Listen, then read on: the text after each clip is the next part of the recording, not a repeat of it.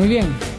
Y así como hemos estado hablando de en este mes de la Semana Santa, ¿no? En el que recordamos a nuestro Señor en su semana de pasión, pues a veces como cristianos olvidamos este tiempo que también fue especial, que fue la Ascensión. Y quiero invitarles a leer en Hechos 1 este pasaje, este momento de la vida que incluye la vida de Jesús.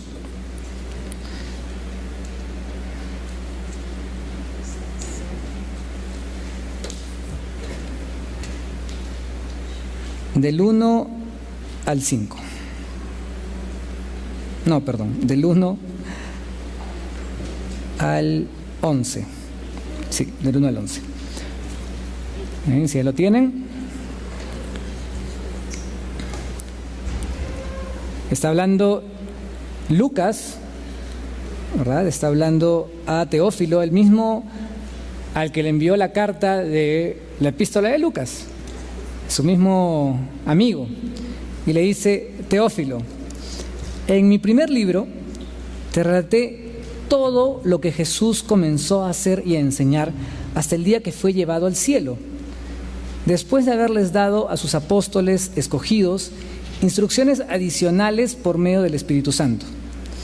Durante los 40 días después de que sufrió y murió, Cristo se apareció varias veces a los apóstoles y les demostró con muchas pruebas convincentes que Él realmente estaba vivo, y les habló del reino de Dios.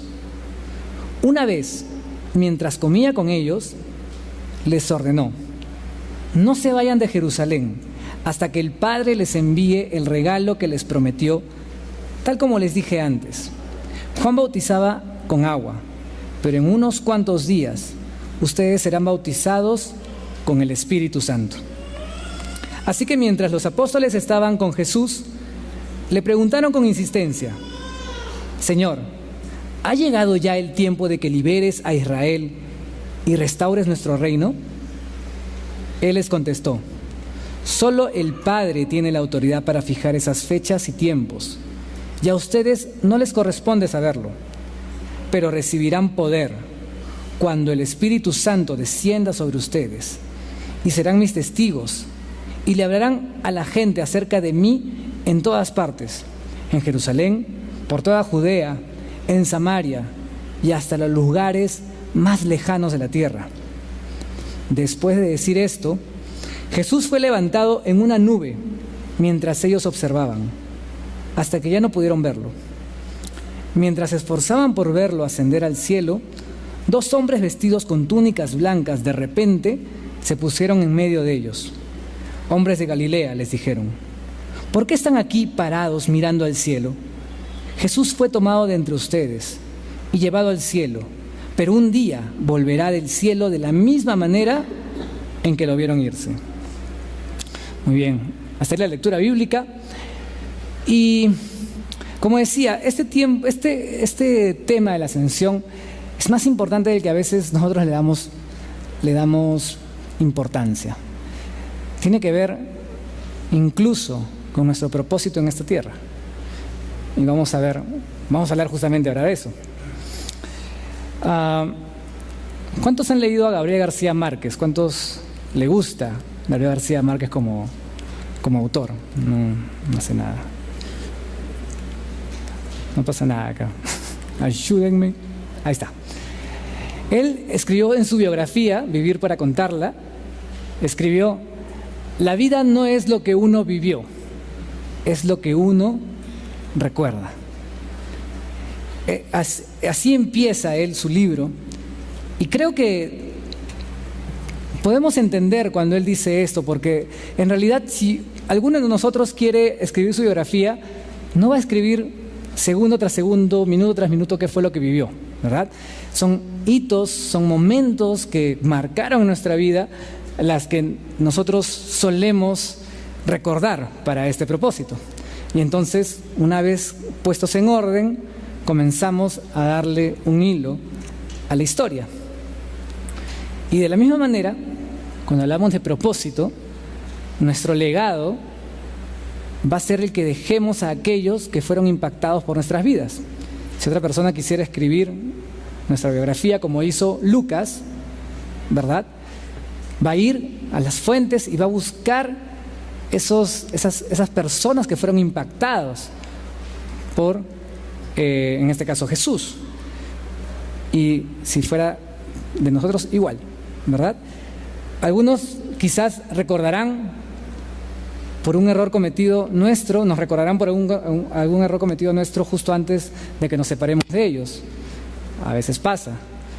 Pero seguramente también otros nos recordarán por los buenos sentimientos que les generaron nuestras acciones al pasar tiempos con ellos. A fin de cuentas, son esos hitos los que el otro atesora en su memoria, los que condensarán nuestro legado. Y de eso hablaba Gabriel García Márquez. Eso quería decir. De la misma forma, Jesús también impactó en sus discípulos. Y de la misma manera dejó muchos hitos en la memoria de sus discípulos, los que ahora podemos leer en los evangelios. Y son los que forman parte de su legado. Entre esos momentos históricos está seguramente para los discípulos ese momento en que los llamó y les dijo: dejen todo, dejen lo que están haciendo y síganme. Cuando les vieron hacer milagros, cuando les enseñaba alguna palabra que calaba en sus corazones, de hecho que estaba en sus memorias.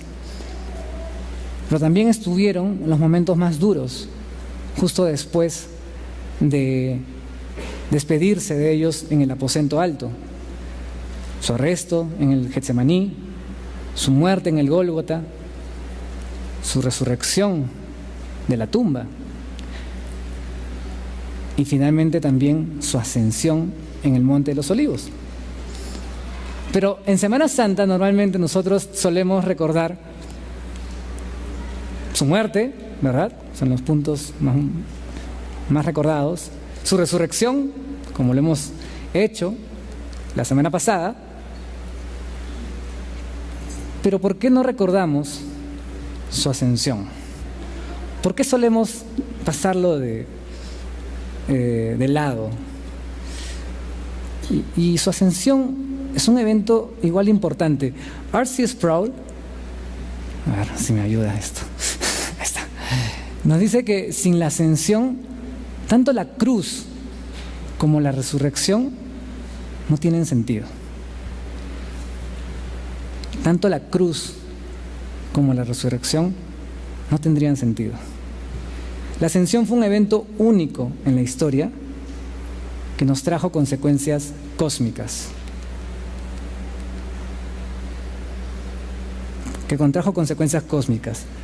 Por eso conmemorarlo puede llegar a ser igual de importante para nuestras vidas. Recordar este momento de la ascensión y la importancia que tiene para nuestras vidas puede realmente impactarnos y hasta cambiar el rumbo de nuestra vida. Y el propósito que tenemos aquí en la tierra. Podemos descubrirlo a través de entender qué significó la ascensión para nosotros como sus discípulos. Vamos a ver algunas razones, algunas implicancias. Por ejemplo, tengo problemas. Sí, ayúdenme desde la computadora. Por ejemplo, la ascensión marcó el regreso de Cristo a su gloria. Vamos a leer Juan 17, del 1 al 5, donde vemos a Jesús, o leemos, mejor dicho, a Jesús, en un momento de oración, de comunicación íntima con el Padre. Juan nos invita a un momento súper íntimo entre Jesús y su papá. Y es justo antes de que lo arresten y antes de que él afronte todo este momento de pasión que tuvo que tener antes de su muerte. En el versículo 1, Jesús dice que mira al cielo y dice: Padre, ha llegado la hora, glorifica a tu Hijo, para que Él, a su vez, te dé la gloria a ti. Pues le has dado a tu Hijo autoridad sobre todo ser humano. Él da vida eterna a cada uno de los que tú le has dado.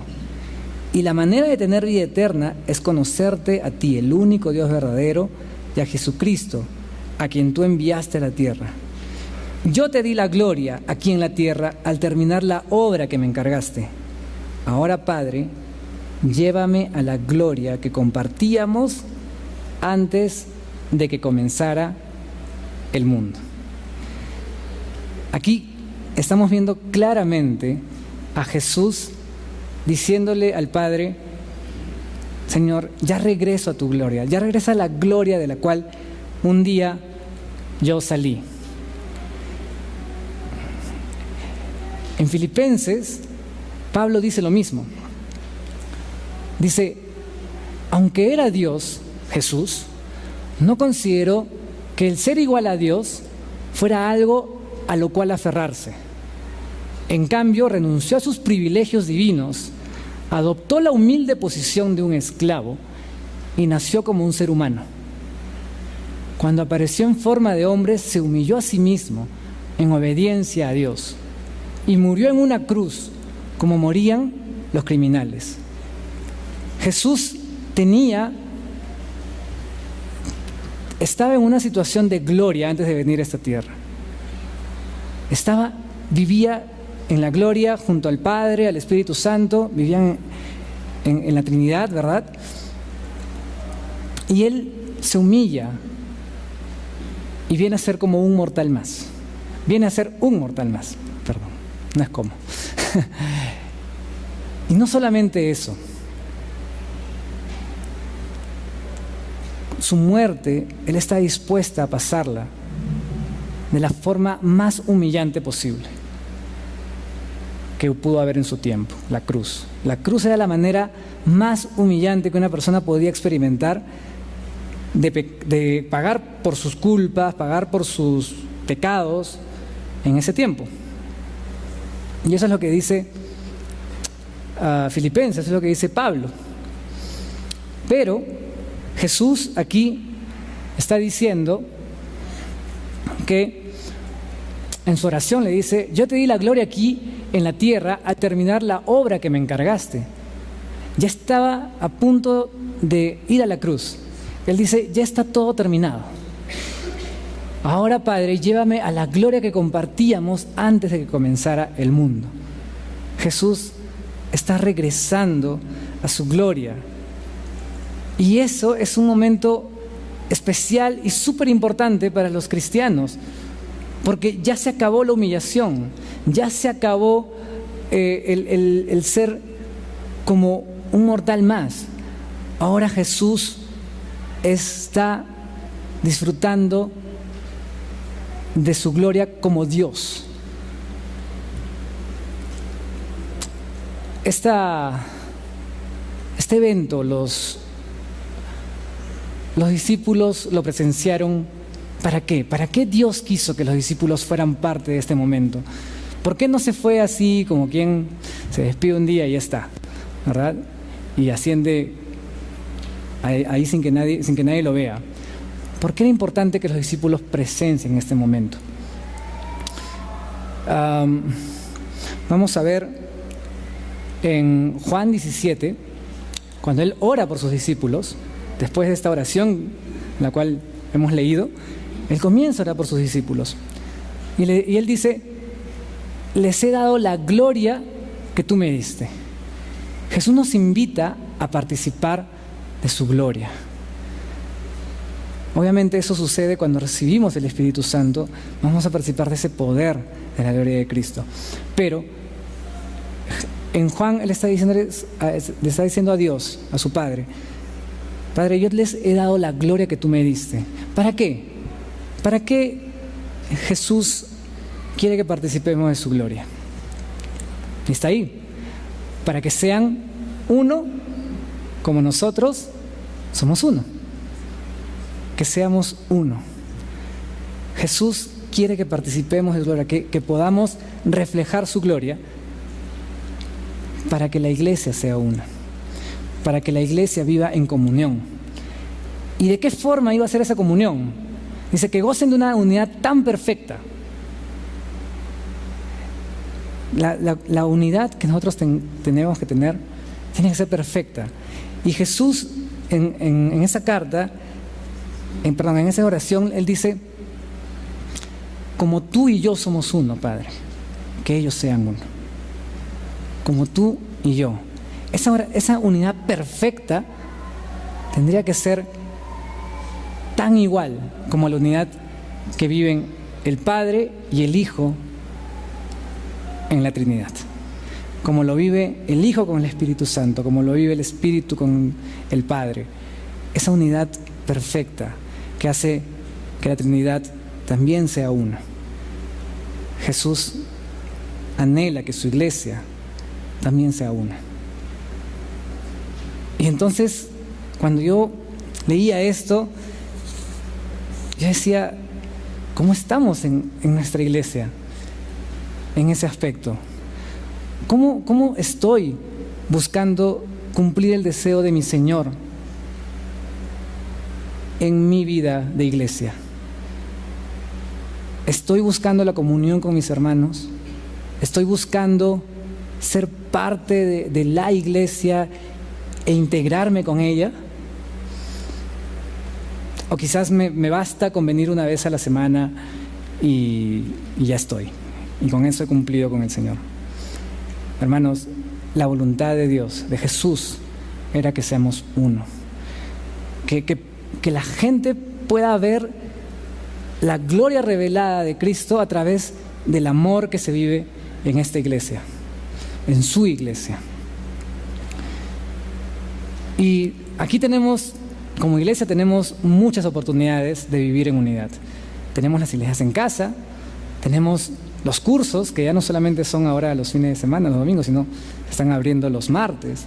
Tenemos el tiempo de oración, los jueves en las mañanas, donde también podemos compartir esa unidad. Tenemos los domingos, en el que podemos tener estos tiempos de conexión como hermanos. Hay muchas maneras como podemos vivir, pero más allá de eso, ¿cuánto estoy yo buscando de conocer a mi hermano, el que está a mi lado? ¿Cuánto estoy buscando bendecirlo?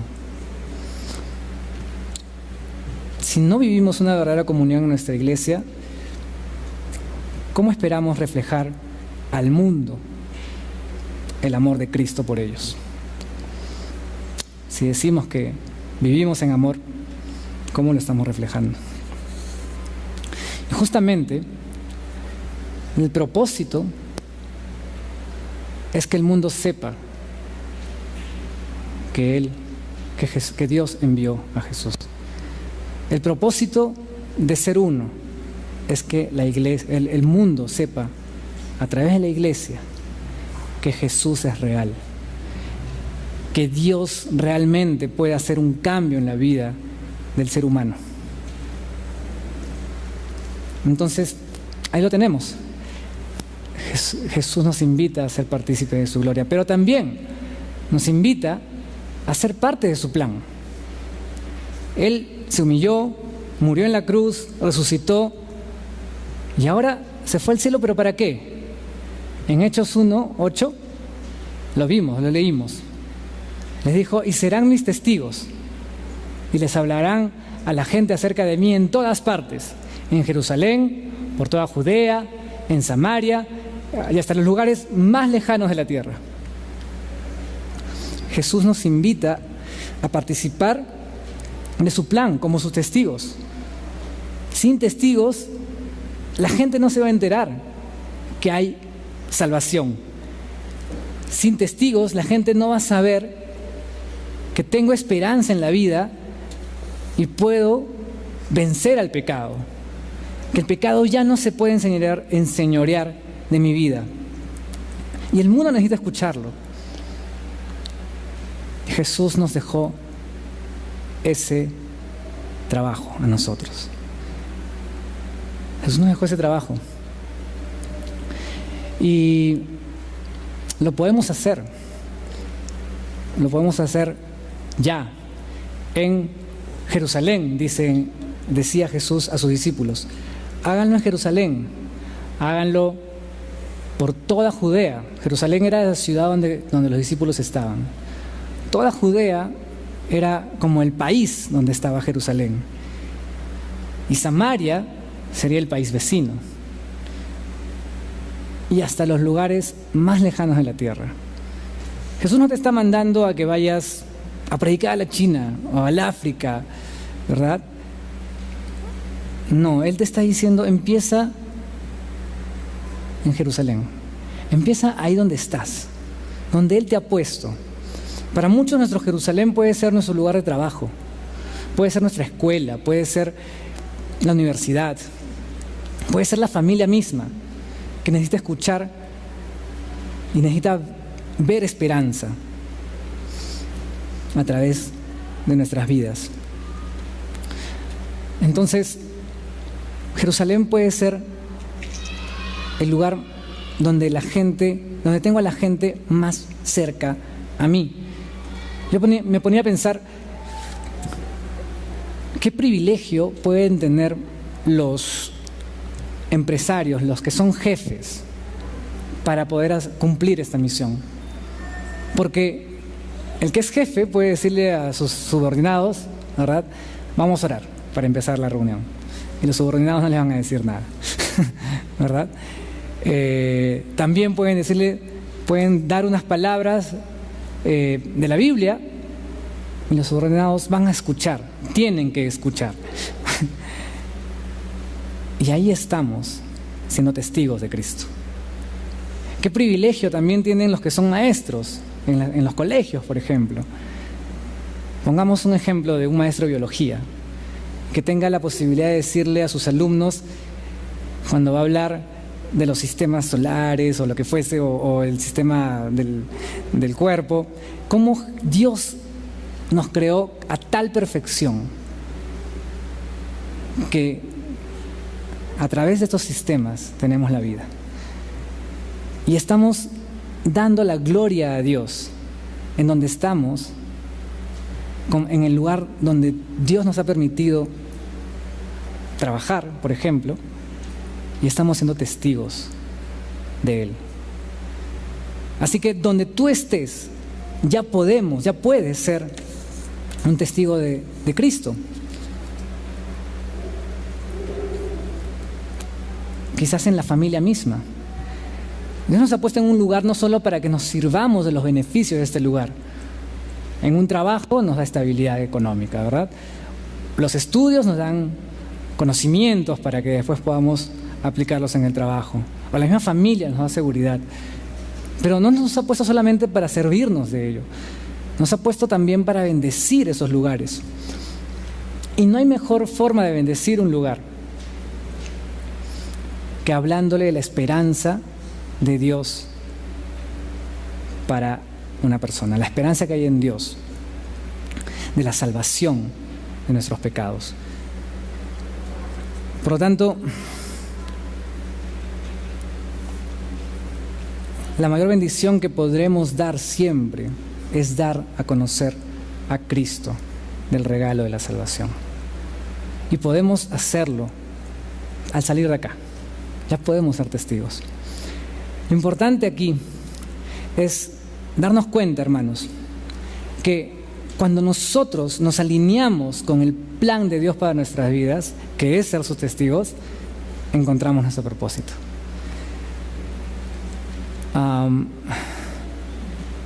Colosenses 3, del 2 al 3, dice: concentren su atención en las cosas de arriba, no en las de la tierra, pues ustedes han muerto y su vida está escondida con Cristo en Dios.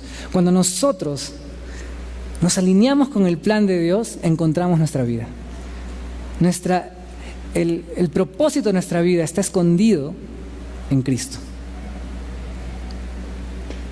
Entonces, tenemos esa promesa de que sí podemos encontrar propósito al alinearnos con la voluntad de Dios. Pero la ascensión de Cristo también tiene otra implicancia. Coronó a Cristo sobre su trono. no solamente ascendió a su gloria, sino que lo coronó sobre su trono. ¿Qué tiene que ver el hecho de que Él haya ascendido y, como dice Mateo 16, 19, Jesús haya sido llevado al cielo y se sentó a la derecha de Dios? ¿Qué tiene que ver el hecho de que se haya sentado a la derecha de Dios? Él mismo lo dijo en Mateo 28, 18, antes de empezar su gran comisión, de recitar la gran comisión. Él dijo: se me ha dado toda autoridad en el cielo y en la tierra. Que Él se haya sentado en un trono revela que Él tiene autoridad sobre el cielo y sobre la tierra. Y si Él tiene autoridad sobre el cielo y sobre la tierra, entonces Él es el que sostiene todas las cosas con su palabra. Él es el que sostiene nuestras vidas. Pablo también lo decía en Filipenses 2, del 10 al 11, para que ante el nombre de Jesús se doble toda rodilla en el cielo y en la tierra y debajo de la tierra, y toda lengua confiese que Jesucristo es el Señor, para gloria de Dios Padre. Él es el que tiene el señorío sobre el cielo, sobre la tierra y sobre nuestras vidas. De Él depende que nosotros podamos subsistir. ¿Sí? Y los discípulos fueron testigos de esto también. Y la pregunta es: ¿para qué? ¿Para qué Dios les permitió ser testigos de esto? La primera razón es que Él nos invita a reconocerle como Señor de nuestras vidas. Que Él sea el Señor. 1 Corintios 8, 6 dice que no hay más que un solo Señor, Jesucristo, por quien todo existe y por medio del cual vivimos. Si todo existe por medio de Él, ¿qué sentido tiene que yo me rebele ante la voluntad de un Dios que es el que sostiene todo, el que sostiene mi vida? ¿Por qué voy a querer yo hacer las cosas a mi manera si Él es el que finalmente va a decidir cómo va a sostener mi vida?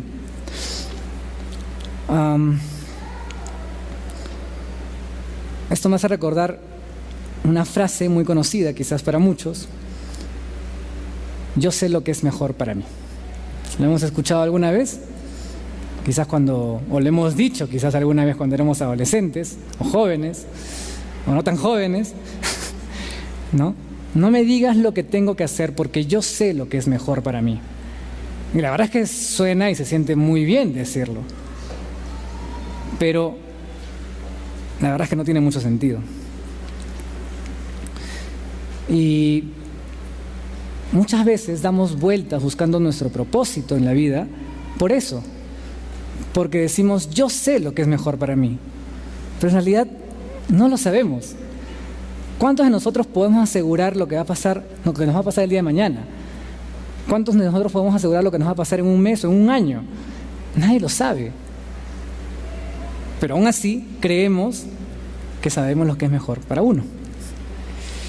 Es, en pocas palabras, el superego hablando a todo el mundo, diciéndole: yo sé, ¿verdad? Yo comando mi vida. El problema es que al decir esto, estamos viviendo solo una ilusión. No hay manera de saberlo. No hay manera de saber qué es lo mejor por mis propias capacidades. Es como una situación que podríamos poner, por ejemplo, un niño de 10 años.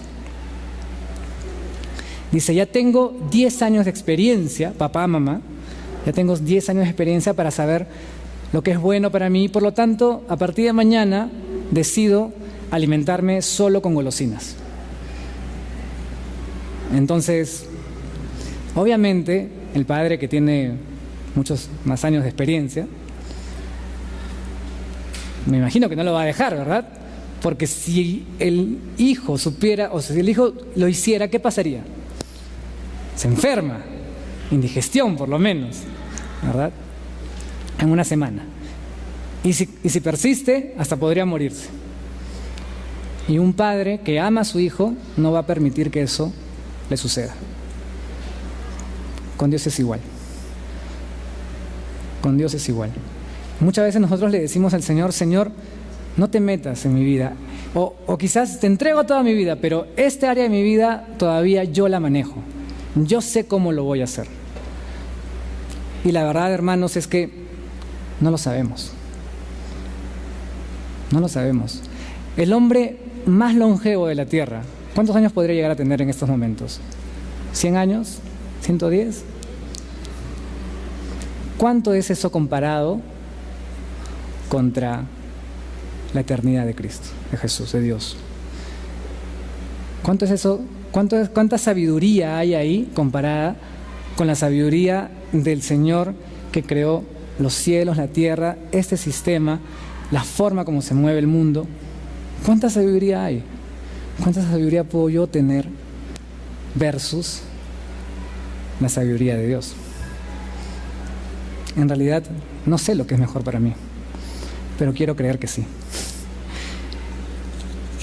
Entonces,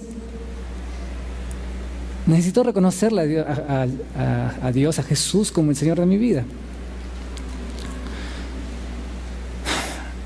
Además, Él me invita a perseverar en la misión que me encomendó. Si Jesús está en el cielo, Él me dice ahora, está en su trono, Él me dice que Él tiene la capacidad de sostenerme. En Mateo 28:20, Él le dice a sus discípulos, y les aseguro que estaré con ustedes siempre, hasta el fin del mundo. Hermanos, Jesús nos ha prometido que va a estar con nosotros siempre. Un padre no puede asegurarle eso a su hijo, por más que lo quiera. Pero Jesús sí nos asegura estar con nosotros siempre. Pese a ello, queremos hacer las cosas de nuestra manera. Y Él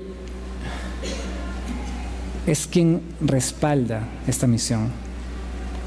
Quizás estas palabras también pueden ser de ánimo para muchos aquellos que en algún momento dijeron, ya, yo quiero ir, quiero hacer la voluntad de Dios.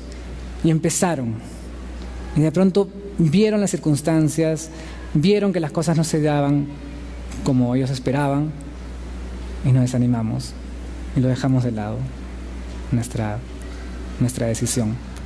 Pero Él te dice, no te desanimes, sigue adelante porque yo estoy contigo siempre.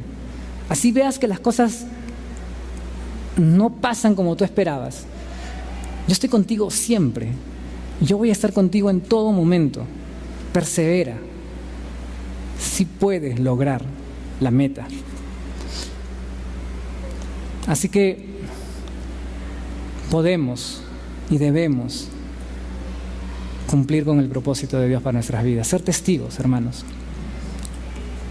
Algo más, Jesús no solo nos prometió estar con nosotros, también prometió que Él enviaría al Espíritu Santo. Y sin su ascensión, eso no hubiese sido posible. Él dice a sus discípulos, les digo la verdad, les conviene que me vaya, porque si no lo hago, el Consolador no vendrá a ustedes. En cambio, si me voy, se lo enviaré a ustedes, y cuando Él venga, convencerá al mundo de su horror. Jesús tenía que ascender al cielo para que el Espíritu Santo venga. Y es el Espíritu Santo, ese mismo que Jesús promete, que cuando Él venga, comenzará el mundo del pecado, perdón, una más, que recibiremos poder cuando el Espíritu Santo descienda sobre nosotros. Jesús prometió que recibiríamos poder. Entonces no solamente Él nos dice que nos respalda en nuestra misión, sino que Él nos envía, Él nos va a dar la capacidad para cumplir con esa misión. Porque realmente necesitamos poder para ser testigos de Cristo, para ser valientes y levantarnos y testificar de algo que el mundo quiere callar. En un mundo corrupto como el nuestro, necesitamos poder para poder hablar al mundo la verdad. Pero Jesús nos lo ha enviado en el Espíritu Santo. Y por eso sin Él no podríamos ser sus testigos. hay una razón más. Sin Él no podríamos hacer la misión, ¿verdad? Porque ¿quién convence al mundo de pecado? El Espíritu Santo. Claramente Jesús lo está diciendo. Cuando Él venga a convencer al mundo de pecado, no me está diciendo que yo tengo que hacer ese trabajo. No tengo que convencer a nadie, solamente tengo que pararme y testificar, tal como en un juicio, ¿verdad? El testigo convence o trata de convencer al jurado, un poco quizás, pero no es su trabajo. Ese es el trabajo del abogado, del consolador, el paracletos, el consolador del que hablaba Jesús. Cuando venga el consolador, el paracletos, el abogado defensor, entonces Él convencerá al mundo de pecado. No es mi trabajo convencer a las personas de su pecado, solamente ser testigo. Hablar de lo que yo he visto en mi vida, de lo que he visto en la vida de otros y de lo que sé que Dios puede hacer en la vida de quien decide creerle. Eso es todo. Lo interesante es que cuando yo decido hacer esto, entonces estoy descubriendo mi propósito en la vida. Estoy marcando y estoy dejando un legado para mi futuro. ¿Cuál es el legado que queremos dejar? ¿Qué sentido tiene ir por la vida haciendo lo que mejor me parece? Si Dios me promete que Él me cuida, si Dios me promete que Él me capacita, y si Dios me promete que alineándome con su plan voy a ser feliz. Y justamente eso fue lo que pasó con los testigos, con los discípulos. En Hechos 1:11, los dos ángeles les dicen: hombres de Galilea, ¿por qué están aquí parados mirando al cielo? Jesús fue tomado de entre ustedes y llevado al cielo, pero un día volverá del cielo de la misma manera en que lo vieron irse. Y cuando los discípulos oyen esto, el Evangelio de Lucas nos cuenta que ellos lo adoraron y regresaron a Jerusalén llenos de gran alegría y pasaban todo su tiempo en el templo adorando a Dios. La vida de los discípulos cambió para siempre. Y más adelante vamos a ver el primer mensaje de Pedro en el poder del Espíritu Santo, cómo Dios lo usa grandemente y 3,000 personas se convierten. Por lo tanto, en mi opinión, no tiene sentido rebelarme o ir contra la voluntad de Dios. Decirle al Señor: Señor, en algún momento, cuando tenga tiempo, cuando ya esté viejo, no sé, cuando ya haya disfrutado lo suficiente, me uniré a ti. Pero por el momento, déjame disfrutar mi vida como me gusta. No tiene sentido, hermanos. Porque al igual que ese niño que quiere comer golosinas, un día esas golosinas nos van a traer malas consecuencias. ¿Por qué? Porque no sabía realmente lo que era mejor para mi vida. La ascensión de Jesús remarca el triunfo glorioso de Jesús en la tierra, como si de un gran signo de exclamación se tratara, puesto al final de la obra de Cristo en nuestra tierra. Y a la vez marca un nuevo punto de inicio. Da paso al Espíritu Santo y a su iglesia como protagonistas dentro del plan de salvación de Dios. Ser parte de este plan exige una renuncia total, hermanos. Pero a la vez, la recompensa es total. Encontrarnos con el propósito de nuestras vidas. Mateo 10:39. En Mateo 10:39, Jesús le decía a sus discípulos: si alguno quiere encontrar su vida, la perderá. Y el que pierda su vida por causa de mí, la hallará. Si alguno de nosotros queremos encontrar la plenitud de vida en este mundo, Jesús te dice, la vas a perder. Pero si la buscas en Cristo, la vas a encontrar. Ahí está escondida tu vida. Y quizás, ahora también, quizás has venido por primera o por segunda vez, o quizás nunca te has atrevido a decirle al Señor, yo quiero alinearme a tu plan, yo quiero que tú seas el Señor de mi vida. Yo te animo a que el día de hoy tú tomes una decisión y le digas, Señor, aquí estoy, me alineo contigo, voy a obedecer tus propósitos, tus planes, el deseo que tú tienes para mi vida.